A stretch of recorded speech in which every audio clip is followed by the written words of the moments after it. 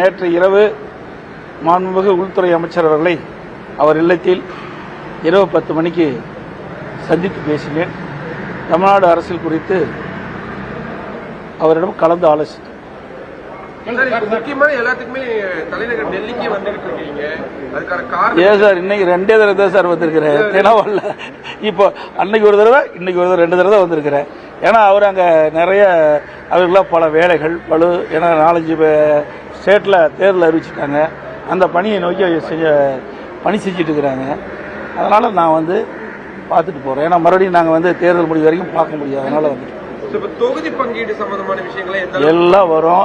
ஒரு 4 நாட்கள் எல்லாம் இறுதி செஞ்சிருவோம். நாளை தினம் பீஸ் கோயில் ஒரு சென்னை வர்றாரு. வெற்றி வாய்ப்புள்ள தொகுதிகள் பங்கீட்டு பிரச்சனை. வெற்றி வாய்ப்புங்கிறது எல்லாமே வெற்றி வாய்ப்பு தான். 234 தொகுதி வெற்றி வாய்ப்பு தான்.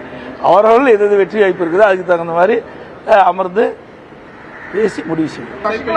அன்புமணி ராமதாஸ், டிடிவி தினகரன் 2 பேரையும் அமித்ஷாவை பார்க்க வராங்க சார். அவரும் கலந்து பேசுறது தான்.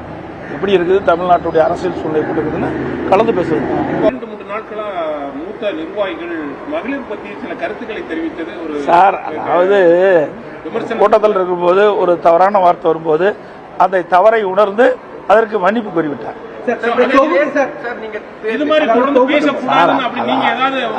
ஒருத்தர் தவறை உணர்ந்து தான் சொன்ன கருத்து தவறு என்று உணர்ந்த பிறகு அதுக்கு மன்னிப்பு கோரிய பிறகு அதை பற்றி விவாதம் செய்து பொருத்தமா இருக்கு. திமுகவுடைய வாக்குறுதிகள் இறுதி செய்யக்கூடிய பணிகள் வந்துச்சு. இன்னும் 2-3 நாட்கள் அவங்க ரிலீஸ் பண்ணிடுவாங்க. நீங்க எப்போ பொறுமையா தயார் பண்ணிட்டு இருக்கிறோம். கிட்டத்தட்ட நாங்கள்